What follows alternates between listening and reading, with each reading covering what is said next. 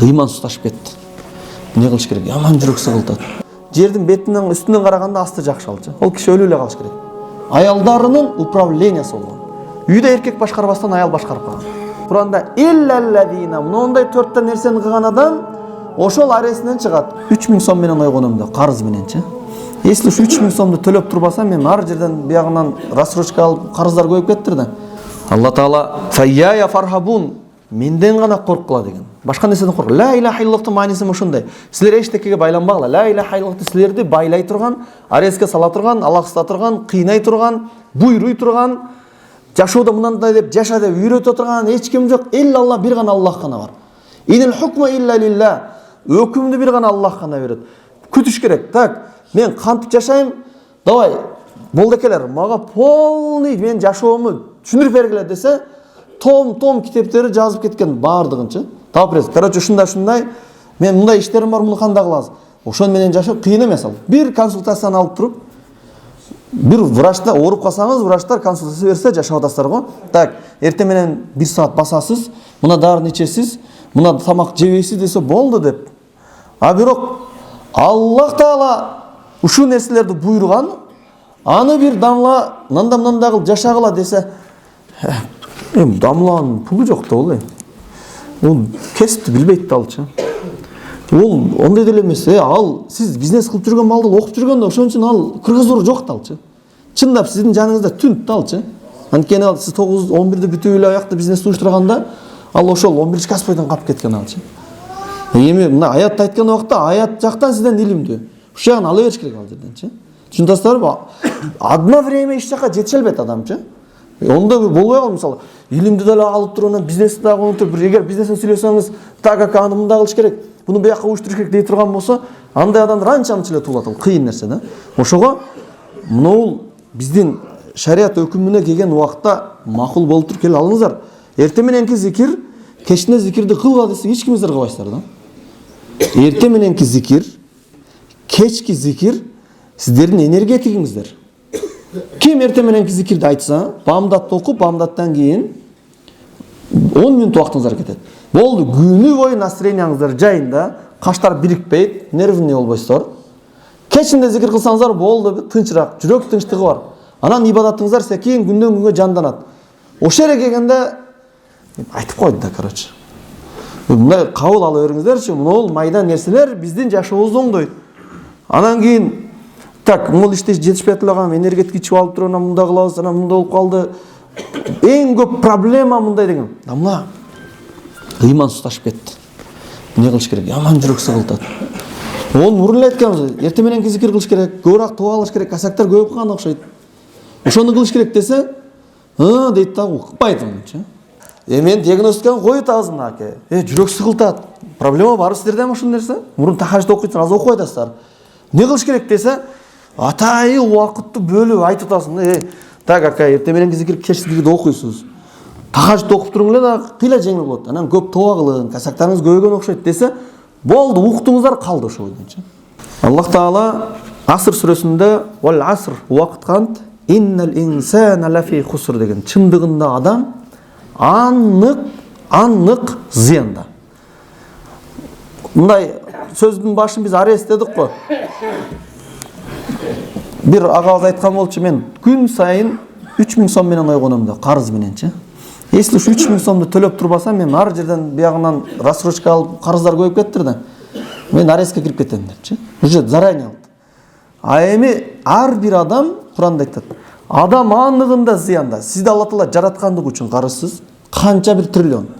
Ден соолук берген үчүн өзүнчө карызсыз. Түшүнүк берген үчүн өзүнчө карызсыз. Акылды тунук кылган үчүн да карызсыз. Акыл айныган болгондо Алла Таала сизди карыз деп эсептебейт эле. Мындай түз эле иншалла кыямат барганда баары сурак болгондо кичине фора берилет эле, силер бейишке кире бергиле депчи. Бирок бизге жеңилдик берген. Ошону төлөш керек. Куранда иллаллазина мындай 4 нерсени кылган адам ошол аресинен чыгат. Күндө путулат дагы иншалла кыяматта тозок деген эң чоң күрөөгө, эң чоң түрмөгө түшпөйт. Ал кайсы нерсе? Аману, иман келтириш керек. Ва амилу солихат, Аллах Таала буйруган жакшы иштерин баарын аткарыш керек. Фарызды фарыздай, важыпты. Ва тавасау бил хак, жана акыйкатка чакырыш керек. өзүң эле жүрө бербестен башкаларды hem алып келиш керек. Канча жакшылык иш кылсаң, ошончо жакшылыкты башкаларды да кылдыртканга үндөш керек. Акыйкат. Жана ватавасал бис сабр, бири-бирин сабырга үндөш керек. Ушул 4 заданияны кылбасак, жанагы агам айтканда мен 3000 сом таппасам, болду минуска кирем дегенде 4 заданияны кылбасаңыздар, сиздер кыяматта өкүнүш, я хасрата деген Куранда аят келет. Ма фарратта фи джамбилла, мен Аллах Тааланын буйруктарына кош көңүл кылып салыпмын деп башын мычкый турган адамдардын катарына кошулат. Ошондуктан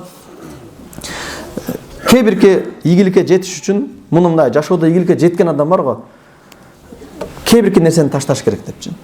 Бар го, мисалы бирөөргө мен бир спес менен кетем, мен ушунун барыш үчүн калганын ташташым керек дейт. Ахиретке жетиш үчүн дагы ташташ керек. Баягы мынаяка кетсең атың өлөт, бияка кетсең өзүң өлөт деген жерде атың өлгөн жакка саласың. Неге саласың? Ат жакшы го, жөө баспайсың. Максатка жетиш үчүн, өзүң аман калыш үчүн атты өлтүрөсүң да. Ошого өлтүрүш керек.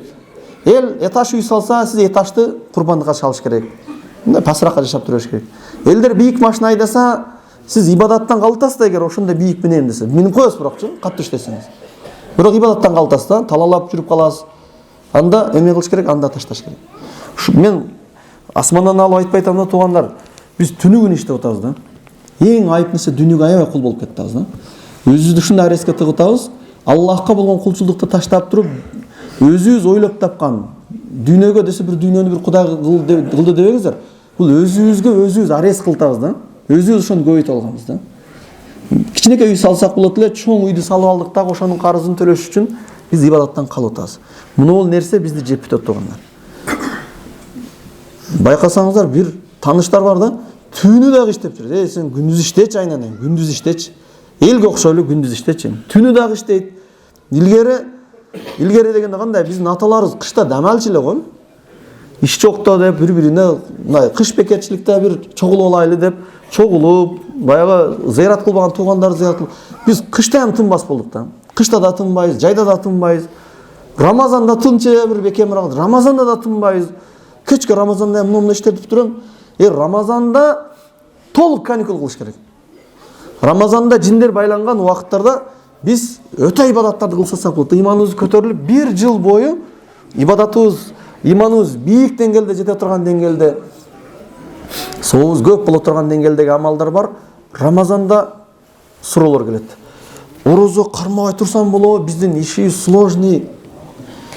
Не дейсиң? Баягы эгерде молдордон башка адамга ушул нерсени айтса урушат да, өл дейт да, короче.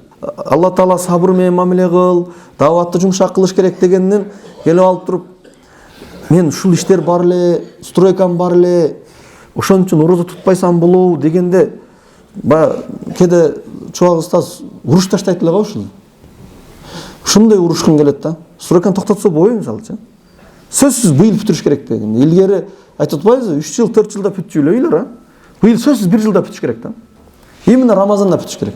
Усталар бошобой калды эле, башка устаз тапса болбойт мисалычы. Мен орозодо үй бүлөм менен жакшына орозо кармап, өзүм бисмилла дегенде кечке маал таравихти окуп, таравихте давай тезирак 10 мүнөт болуп калды, тез айт келе дебестен, азан 15 мүнөт кеч айтылса деле, маза кылып ибадат кылсак болбойт, мисалы ареске түшө бербейчи.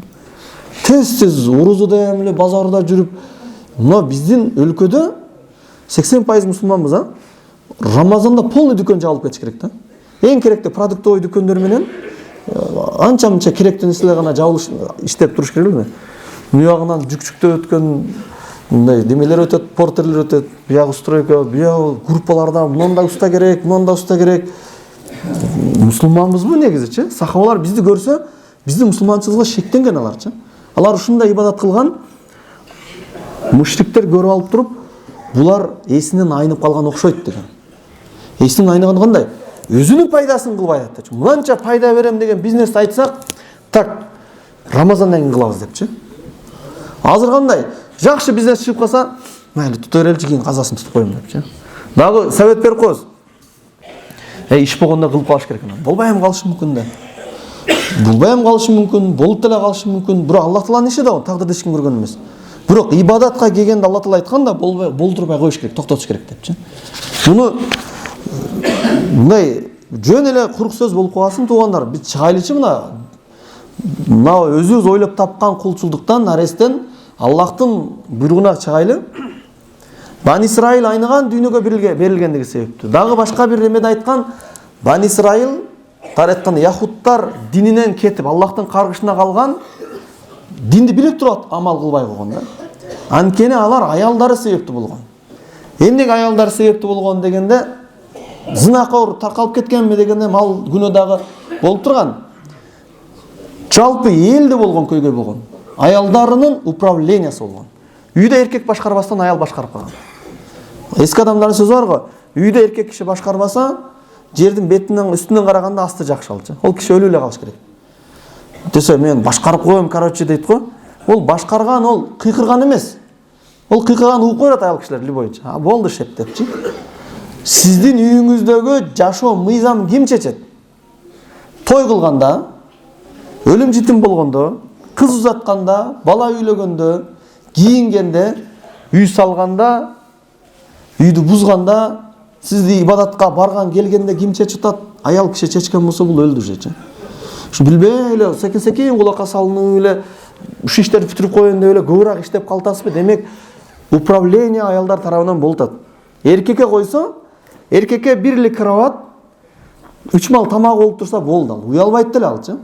Ушу уялуунун баардыгы каяктан келип атат? Кызыңыз чоңоюп калды эми, кудалар келсе уят эми, бала келип калдымда болуп калды. Тигиндесе уят деп туруп, бирөөнүн көз карашында бул кул эсептелинет. Ушунчалык сама арестке түшүлгөн Бани Исраилдин болгон кедейдин аялдары байдын аялдарындай жашагысы келген. Бийик үйдө, кымбат кийимдечи. Анан күйөөсүн айта берген күйөөлөрү ошого жеткирем деп болду талалап кеткен. Мешитке келбей калган. Мына азыр бизде ошол көрүнүш.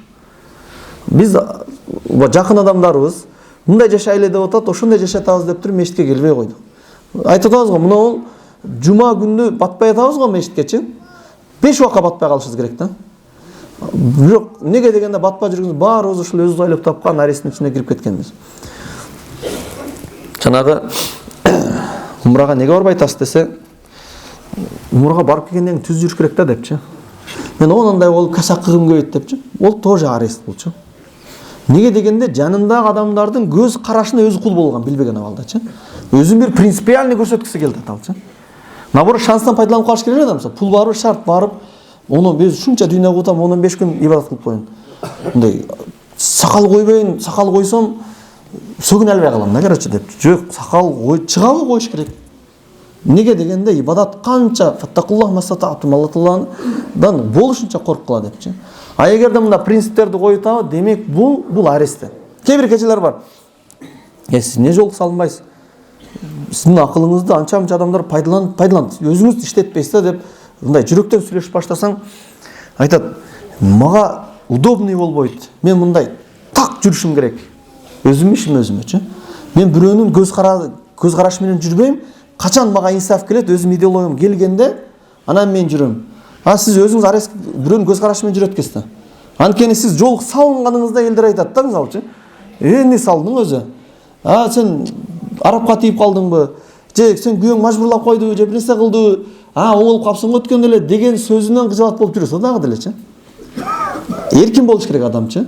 Так, акыйкатты билеби, Алланын жолу туура. Ахиретте сурак бар деди, болду. Сразу иштеш керек да. Алла Таала эмнени алып келген болду, ошону карманабыз депчи. Кармана албай, мен пендемин, мусулманмын деп туруп, бирок мыяктагы адамдардын көз карашынан кете албай табы, бул куллу нафсин бима касабат рахина. Ар бир адам өзү кылып аткан иштеринде арестте турат. Башкара албайт. Ошого бүгүнкү жума хутбасындагы жарым саатыбыз бекер кетпеш керек. Биз бүгүндөн баштап Алланын өкүмүн өтөйлү. Ибадатты толук аткарайлы. Мына кышта азыраак иштеп тура берели өзү. Суукта өзү эшикке чыгып ооруп аягындагандан көрө мештибиз жылытып коюп атат, алхамдулилла. Мына намазга 15 мүнөт эрте келишти задание кылайлы. Баамдаткудан эртерээк. Мешиттерде Куран бар. Куранды ачып туруп окуйлу. Биз неге дагы деле кул боло беребиз? Эртерээк келели дагы Куран окуйлу.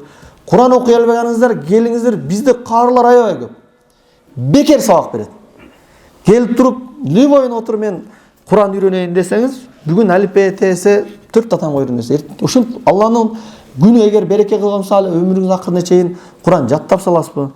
Кутулайлычы, мен өлүп аткан тирилигибиз жок. Келиңиздер. Мен келсем, дамла балдар чото сабак бербей атат дегенге пул берип коюңуздар, сабак берет. Башка нерсеге берүү үйрөнтөсүздөр го, мисалы бизнес тренингдерге эптүү акчаларды. Акчаны берип койсоңуздар, үйүңүздөргө алып барып сабак берет. Мисалы Египет, башка өлкөлөрдө атайын мугалимдерди жалдап койгон, үйүнө келип сабак берет. Мен, иштен өзү зорго келет экенмин, үйдө 1 саат убакыт болот экен. Ошол эле убактым бар экен десе, ошол саатка заказ берип койсоңуз келе берет. Пулду ушу Аллах ахиретиңизге жумшабасаңыз эмне деген? Эми карылар пул албай сабак бериш керектигине, пул албай сабак берет, мешитке келиңиз, бирок. Ого мешитке келгенге убактыңыз бою калды да. Анда ошону уюштуруп коюң. Кыскасы, ахирет сиздерге керек ар биринgiздер. Ошого мына бүгүнкү күн бекер кетпесин.